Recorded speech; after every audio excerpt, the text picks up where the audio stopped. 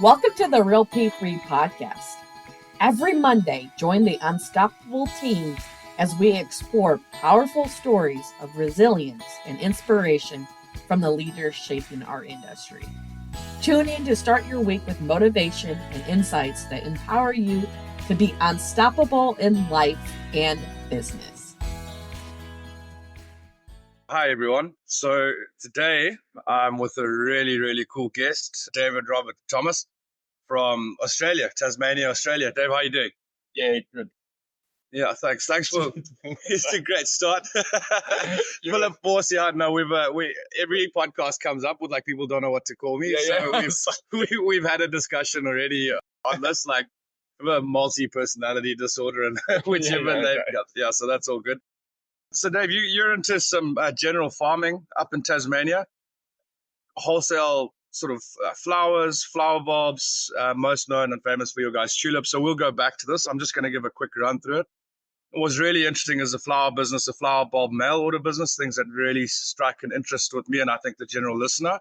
And then definitely agritourism. Do you want to talk us through a little bit about what you guys do? Yeah. Thanks, Waz.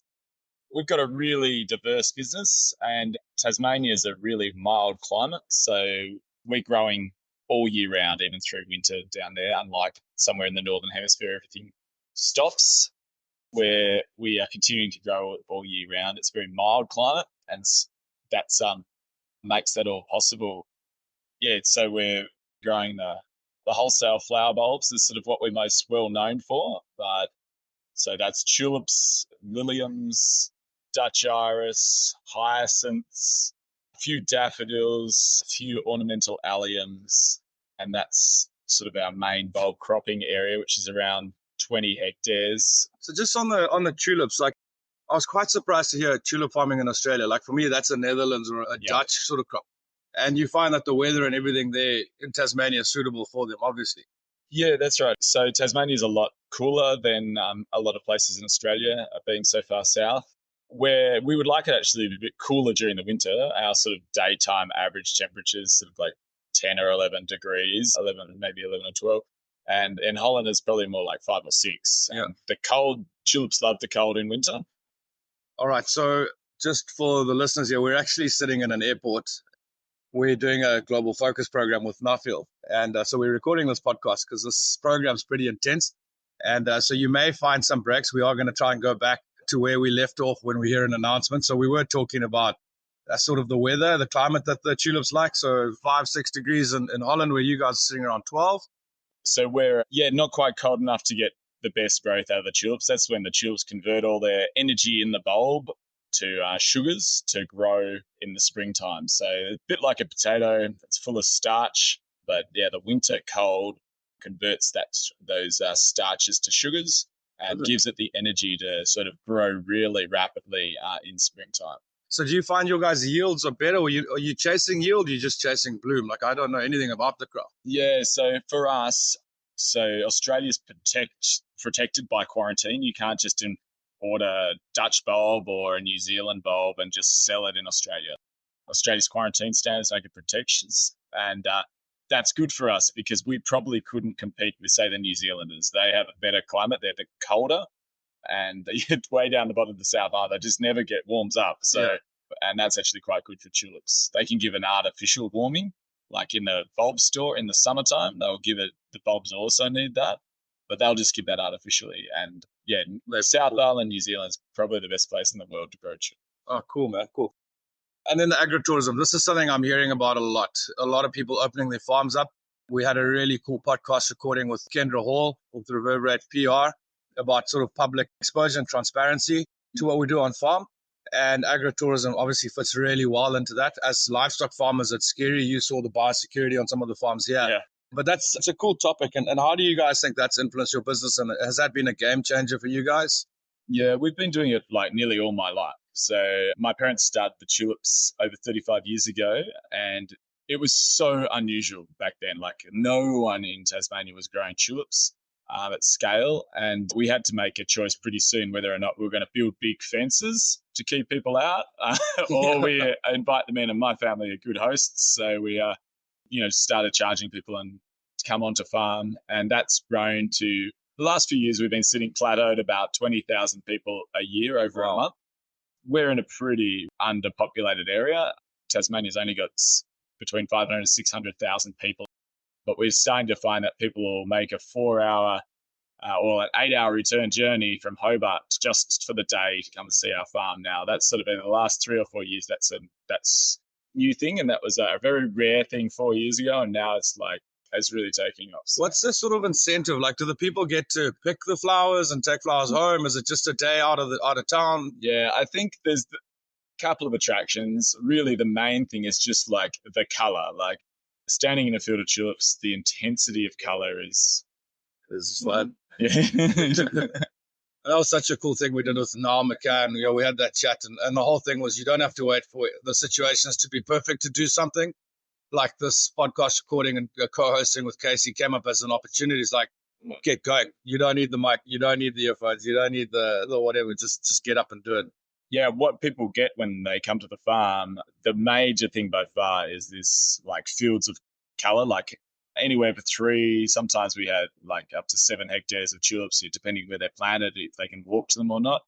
And you just standing in intense color like that, it is very special. Like I really get it's a very calming thing to do. Like we call it color therapy.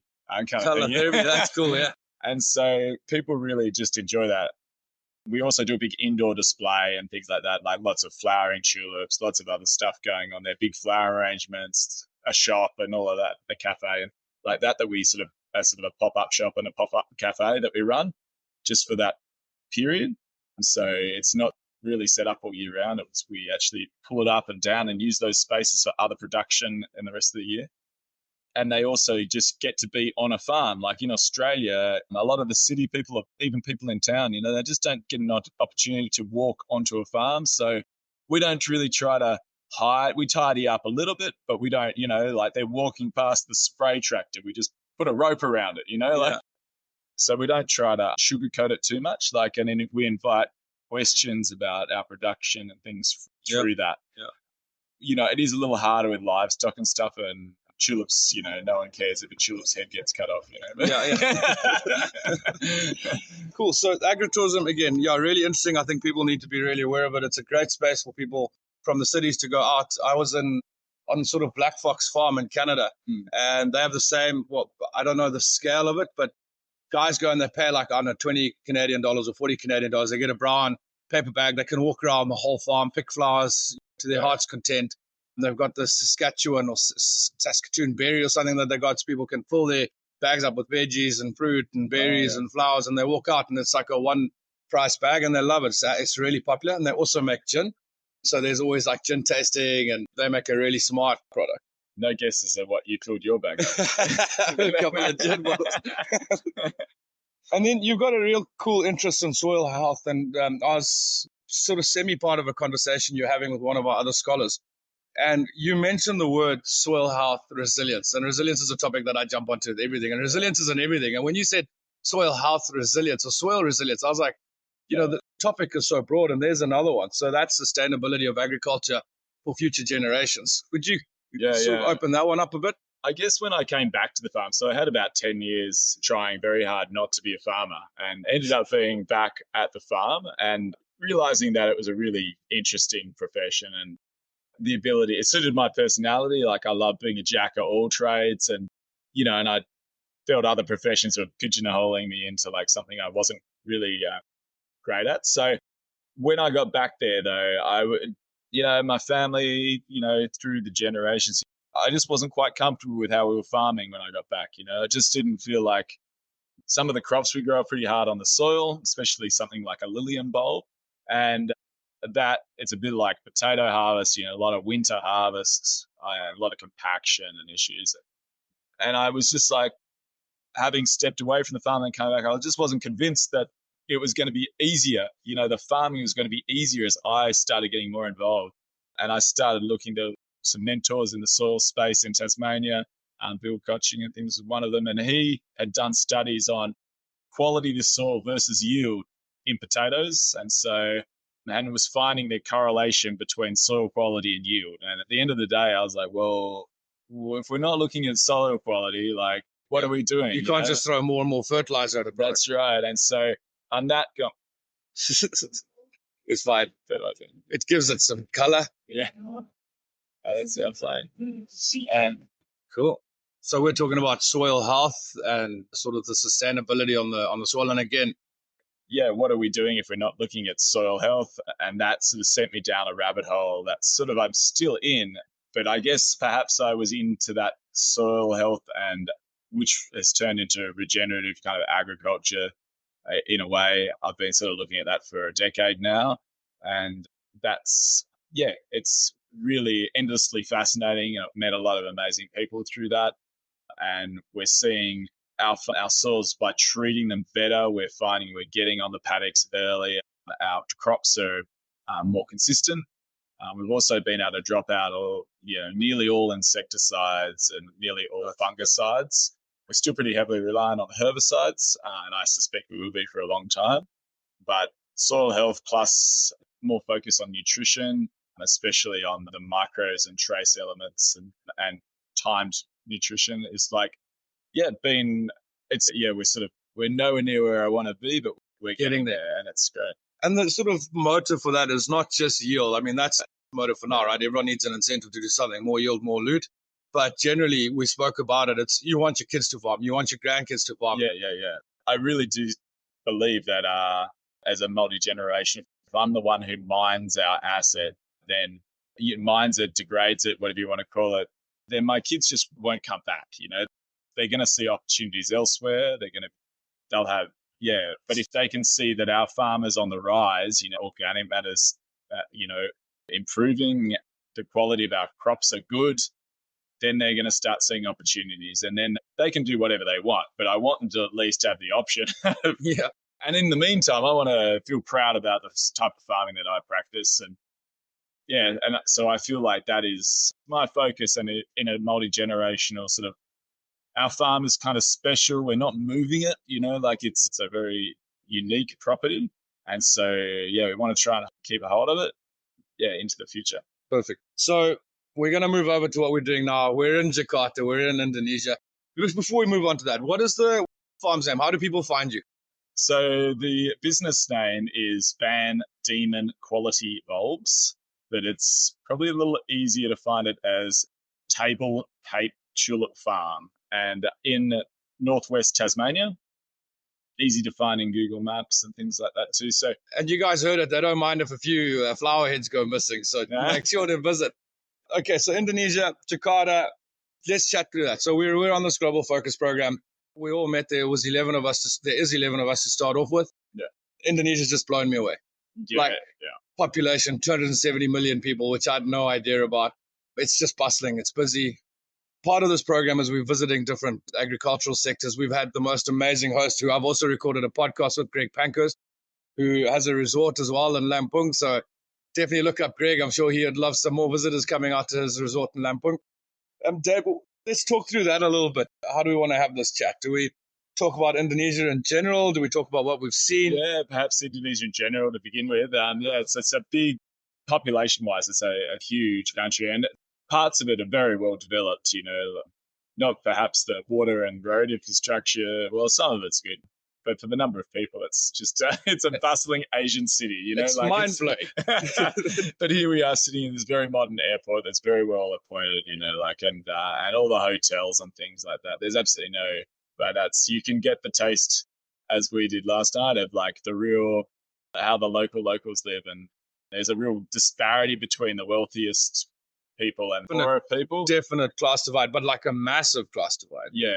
And so there's this, we have been traveling around some very large farms, and those farms, there's just like, it feels like there's no obstacle in their way to like just expand and buy up more and more land. And because the farming, once you get to a certain scale, is quite profitable, it seems. So they have low labor costs, and then they've got relatively low land costs. So they're just throwing thousands of people at jobs. And we were on a farm yesterday which employed 30,000 people.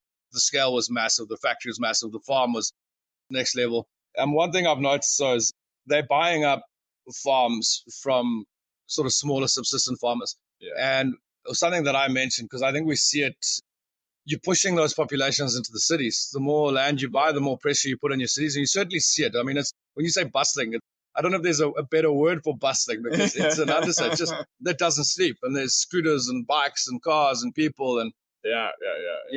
So we visited prawn farms, and I'm going to make a comment on that. Those buggers, they're buying it at $3 a kilo for 100 prawns. I mean, it's like, come on, guys. The restaurants, what are we paying for prawns? So definite opportunity to get into the prawn market and prawn business. Yeah.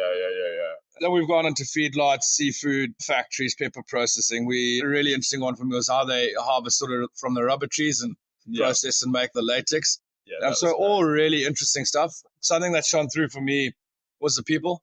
Yeah. Absolutely blown away by how friendly they are and starved of sort of European influence, which was a surprise in today's age. We're like little rock stars, really. That's kind of a bit of fun. Can we talk about the Irishman? the reaction the girls gave? He's a good looker. He's a good looking guy. It's been amazing, but really concerning at the same time. Like, you've got a beautiful country. It's bustling. It's growing. It's a third world. It's got the 17th largest economy in the world. Yeah. It's definitely happening, but it's not food secure.